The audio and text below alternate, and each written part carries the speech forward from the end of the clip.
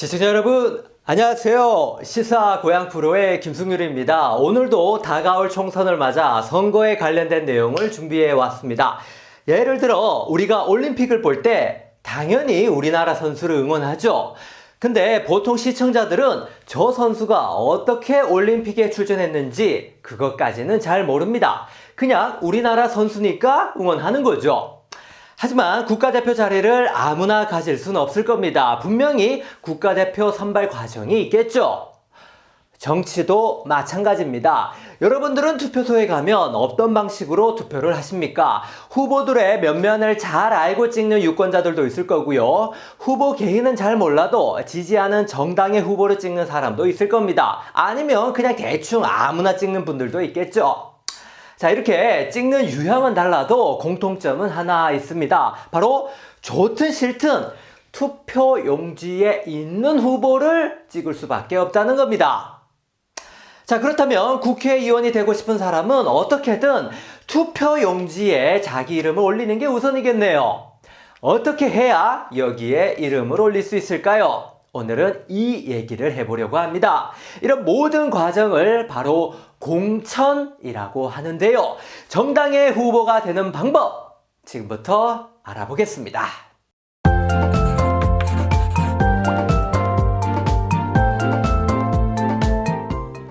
자, 어떻게 해야 투표용지에 이름을 올릴 수 있을까? 국회의원의 꿈은 바로 여기서부터 시작됩니다. 투표용지에는 이런 지역구 투표용지하고 비례대표 투표용지 두 개가 있습니다. 먼저 지역구 용지에 어떻게 이름을 올리는지 살펴보겠습니다. 자, 아까 올림픽 얘기를 했는데 예를 들어 양궁 종목에 우리나라 선수들이 출전을 했습니다. 이때 금메달 사냥에 나서는 우리나라 선수가 딱 한 명인 게 좋겠습니까? 아니면 많은 게 좋을까요? 당연히 많으면 좋겠죠. 욕심 같아서는 적어도 3명 이상 출전해서 금, 은, 동 다 쓸어오면 좋겠습니다. 나라 입장에서는 본선에 나가는 선수가 많을수록 메달을 딸 가능성은 더 높아지겠죠. 그런데 국회의원 선거는 그렇지가 않습니다. 금메달처럼 딱 한 명의 당선자만 뽑지만 출전하는 후보가 많다고 유리한 게 아닙니다. 한 정당에 2명의 후보가 나오면 어떻게 될까요? 네, 이 정당을 지지하는 유권자는 이 후보를 찍을지 저 후보를 찍을지 고민이 되겠죠. 그래서 표가 나눠지면 어떻게 될까요? 우리나라 국회의원 지역구 선거는 표를 제일 많이 받은 한 명만 당선되는 제도입니다. 이렇게 표가 분산되면 애꿎은 다른 당 후보가 당선될 수도 있겠죠. 그래서 정당들은 지역구마다 딱 한 명의 후보만 내보냅니다. 이게 당연하게 들리겠지만 그렇지 않은 선거도 있어요. 지방선거에서 기초의원을 뽑을 때 한 지역구에서 2명의 당선자를 뽑기도 합니다. 그래서 이때는 정당들이 2명의 후보를 내보냅니다. 2명 다 당선시키겠다고 말이죠. 그러니까 모든 선거가 다 그런 건 아니다. 국회의원 지역구 선거가 특히 그렇다고 이해하시면 됩니다. 자, 정당마다 딱 한 명만 요 투표 용지에 오를 수 있다. 다시 말해 국회의원 지망생들은 그 정당의 대표 후보로 뽑혀야 한다는 뜻입니다. 그럼 정당들은 그 한 명을 어떻게 뽑을까요? 여기에는 2가지 방법이 있는데요. 하나는 복수 공천 방식이 있고 다른 하나는 단수 공천 방식이 있습니다. 복수, 단수 단어 그대로요. 복수 공천은 여러 후보를 모집한 다음 그 중에 최종 한 명 후보를 뽑는 거고요. 단수 공천은 처음부터 한 명의 후보를 바로 본선에 보낸다는 말입니다. 복수 공천과 단수 공천을 하나씩 살펴보겠습니다. 자, 어떤 A 지역구가 있다고 해 봅시다. 그리고 여기에 가, 나, 다 정당이 후보를 낸다고 할게요. 정당들이 어떤 방식으로 후보를 뽑는지 비교해 보겠습니다. 자, 가 정당부터 볼게요. 가 정당이 당원들에게 이런 공지를 합니다. 자, 여기 A 지역구에 출마하고 싶은 사람들은 신청하세요. 그럼 나가고 싶은 사람들이 막 신청을 하겠죠. 한 5명이 모였다고 해 봅시다. 1번, 2번, 3번, 4번, 5번. 예. 자, 그럼 이 중에서 최종 본선 후보를 1명 뽑는 게 바로 복수 공천입니다. 개념은 전혀 어렵지 않죠? 좀 더 자세하게 알아보겠습니다.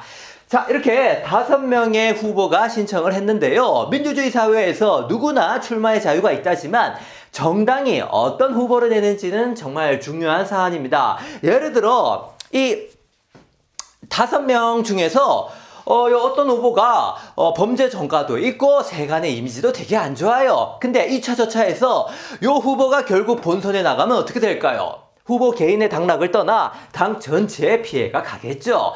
저 정당은 뭐 저런 후보를 내냐 하는 말이 나올 겁니다. 그래서 정당은 후보 신청을 한다고 해서 100% 받아주는 건 아닙니다. 후보 개인의 자격과 자질이 괜찮은지 심사를 하는데요. 이런 일을 하는 특별 기구들이 다 있죠. 선거가 되면 할 일이 많기 때문에 이런저런 조직들이 많이 생깁니다. 뭐 후보검증위원회, 인재영입위원회, 공천관리위원회, 전략공천위원회 등등 평소에는 없는 기구들이 많이 생기죠. 여기서 나오는 결정 하나하나가 후보들의 생사에 결정적인 영향을 미칠 겁니다. 우리가 이런 기구를 일일이 다 알 필요는 없지만 후보들을 선출하는 과정에 여러 조직이 돌아가는 것만 이해하면 되겠습니다. 자, 이렇게 5명의 후보가 신청을 했습니다. 자, 이렇게 정당에서 후보들을 심사해서 자격 미달인 후보는 이렇게 탈락도 시킵니다. 탈락하는 후보는 당연히 뿔이 오마상 나서 불만을 제기하겠죠. 어쨌든 이걸 통과해야 이제 진짜 후보의 자격을 얻을 수 있습니다. 자, 물론 아직까지는 본선 후보는 아니고 이렇게 같은 정당 사람들이 경쟁을 하는 예비 후보 단계입니다. 예비 후보. 요즘 길에 나가면 커다란 현수막들이 하나씩 붙기 시작했는데요. 후보들이 그 지역 유권자들한테 미리미리 얼굴을 알리려고 나온 거죠. 근데 현수막을 자세히 보시면 무슨 후보가 아니고 무슨 예비 후보라고 되어 있습니다. 이걸 보고 우리 지역에 저 사람이 나오는구나 이렇게 생각하면 안 된다는 겁니다. 예비 후보라는 말은 아직 최종 후보가 아니라는 거예요. 그리고 어떤 현수막을 보면 요 예비 글자만 아주 조그맣게 써놓기도 했는데 현혹되시면 안 됩니다. 자, 이렇게 이제 최종 1명을 뽑아야 되는데 여기서부터 피 튀기는 싸움이 시작됩니다. 선거는 국민 다수에게 선택을 받는 경쟁입니다. 그래서 최종 후보 선출도 당연히 선거로 치러지죠. 이걸 당내 경선 이라고 합니다.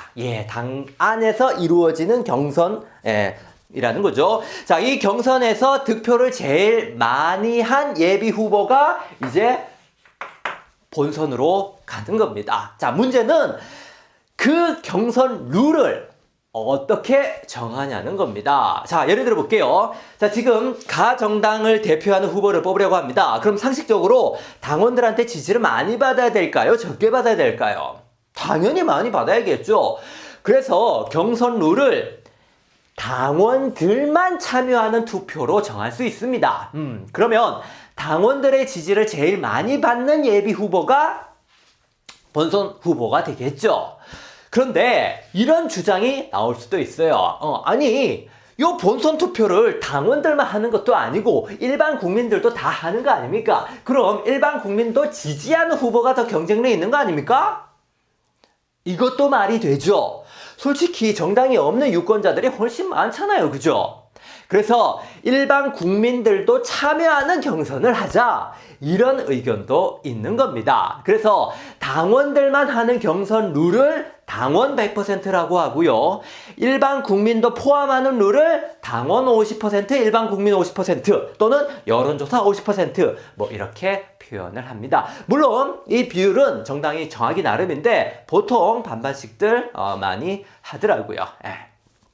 자, 경선 룰을 어떻게 정할지는 정당의 고유 권한입니다. 이걸 아예 정당 내 규칙으로 못 박아두는 당도 있고 선거 때마다 새로 정하는 당도 있어요.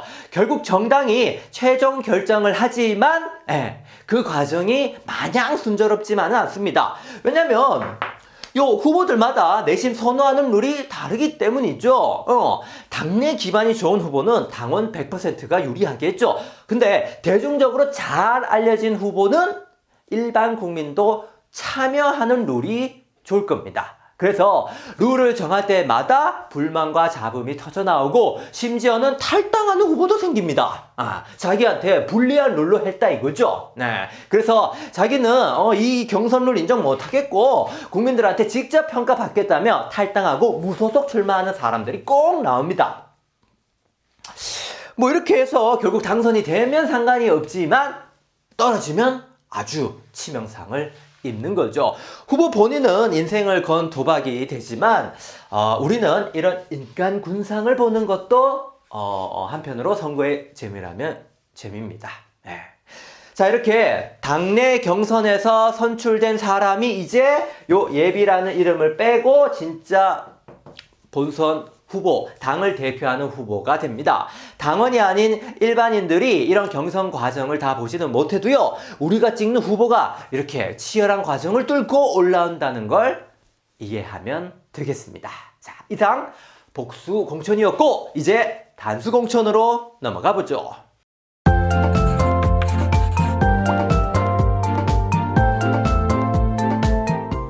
자, 복수공천이 여러 후보 중에서 한 명을 뽑는 서바이벌이라면 단수공천은 뭘까요?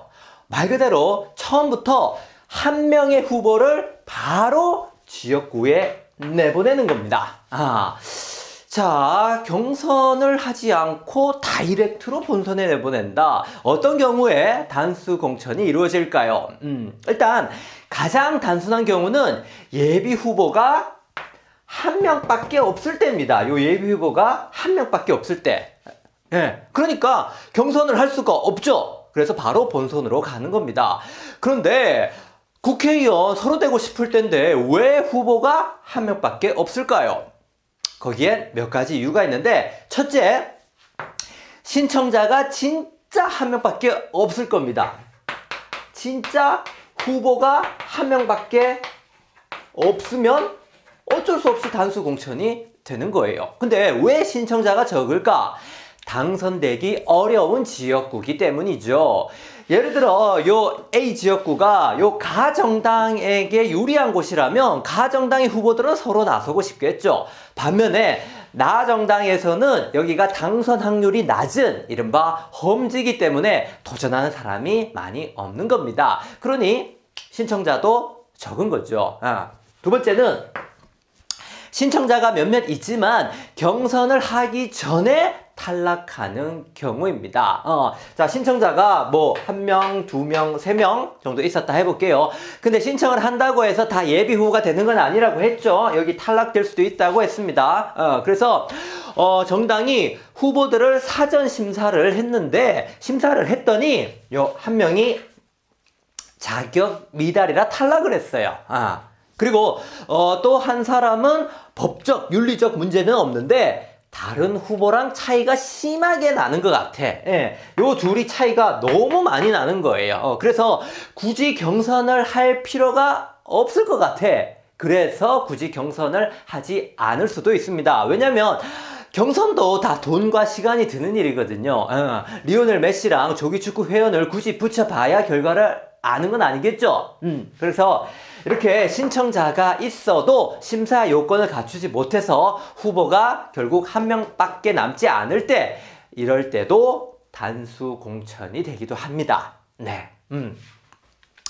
자, 지금까지 설명한 요 복수 공천이나 요 단수 공천은 어쨌든 당이 당원들에게 후보 신청을 자발적으로 받았을 때입니다. 신청자가 이렇게 여럿이면 경선을 하고 한 명이면 단수 공천이 된다고 했죠. 그런데 이렇게 신청을 받는 게 아니라 당이 아예 처음부터 한 명의 후보를 바로 공천하는 경우도 있습니다. 정당이 직접 판단해서 한 명의 후보를 뽑는 건데요. 이런 걸 바로 전략공천이라고 합니다. 전략공천. 예, 당이 이번 선거를 위해서 전략적으로 뽑아둔 회심의 카드인 거죠. 그래서 경선도 없이 바로 지역구에 출마시키는 겁니다. 왜 이런 전략을 쓰는 걸까요? 정당 입장에서 제일 중요한 건 여기 본선에서 승리하는 겁니다. 근데 선거라는 게 꼭 경선에서 이겼다고 본선 경쟁력까지 있는 건 아닙니다. 비유를 하자면 묵지빠 싸움을 하는데 묵지가 한 편이고 빠는 다른 편이라고 해보겠습니다. 만약 요 두 팀이 붙는다면 이 팀에서 중요한 거는 이 빠를 이기는 거지 묵지 중에 누가 더 센지를 가리는 게 목적이 아니죠. 근데 묵지가 경선을 해서 이긴 놈이 빠랑 붙으면 어떻게 되겠습니까? 경선은 묵이 이기겠지만 본선에 가면 절대 이길 수가 없죠. 선거도 이처럼 어떤 인물끼리 붙냐에 따라 결과가 완전히 달라지기 때문에요. 단순히 경선으로 본선 후보를 뽑는 게 적절하지 않을 때도 있는 겁니다. 이때는 어떻게 해야 될까요?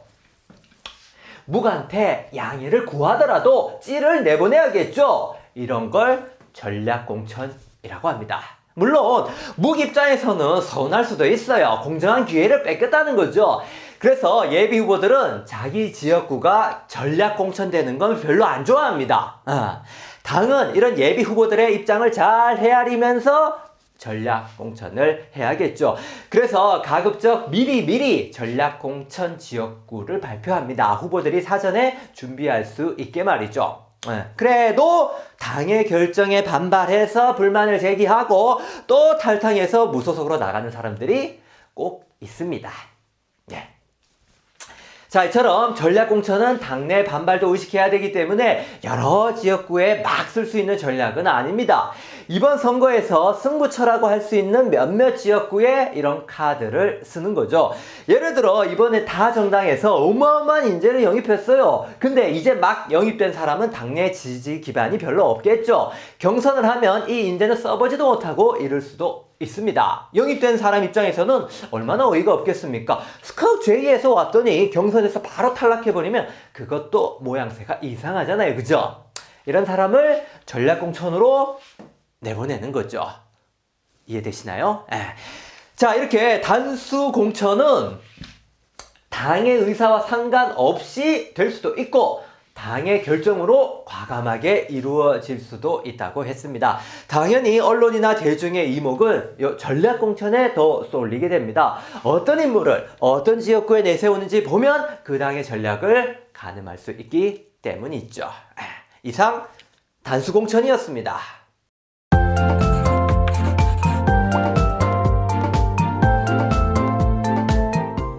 자, 마지막 비례대표입니다. 비례대표는 지역구 대표가 아닌 정당을 대표하는 후보들인데요. 지역구 후보들은 지역 유권자들의 표를 얻어야 되기 때문에 당연히 그 지역에 좋은 공약을 제시해야 됩니다. 근데 우리나라 300명의 국회의원 중에서 무려 253명이 지역구 국회의원입니다. 대부분이 지역구란 말이죠.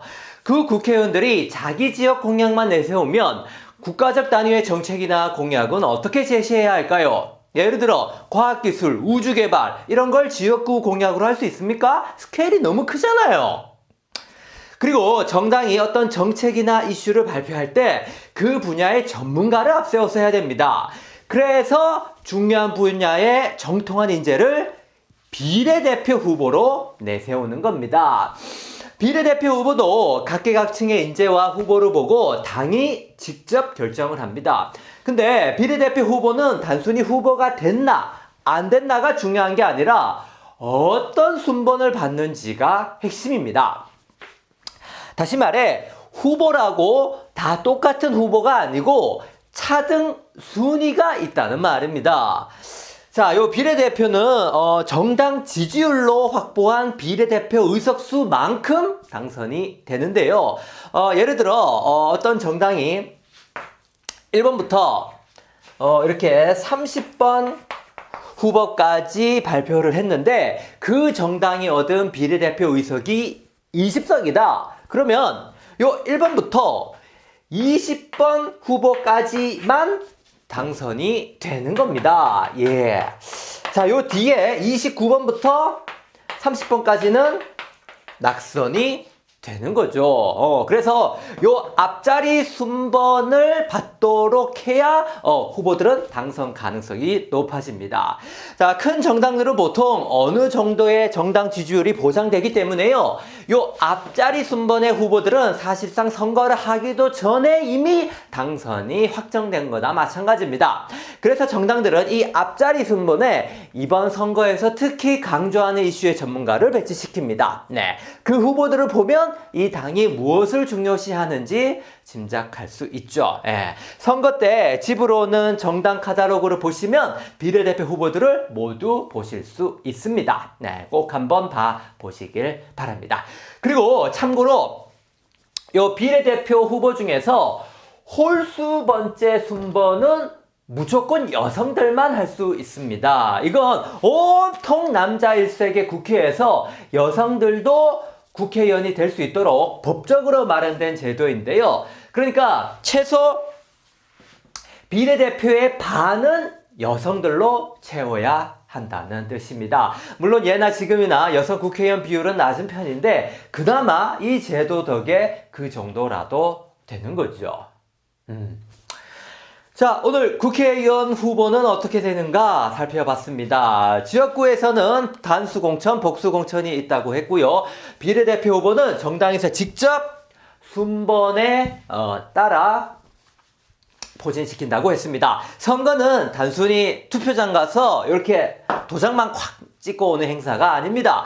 우리 지역에 어떤 후보가 나오는지, 내가 지지하는 정당이 어떤 비례대표 후보를 내는지 이런 관심들이 다 선거를 보는 재미라고 할 수 있죠. 월드컵이 결승전만 열리면 그게 뭔 재미가 있겠습니까? 결승전까지 올라가는 과정이 결승전을 재밌게 만드는 거죠. 오늘도 영상 시청해 주셔서 고맙습니다. 저는 다음 영상에서 또 뵙겠습니다. 여러분 안녕히 계세요.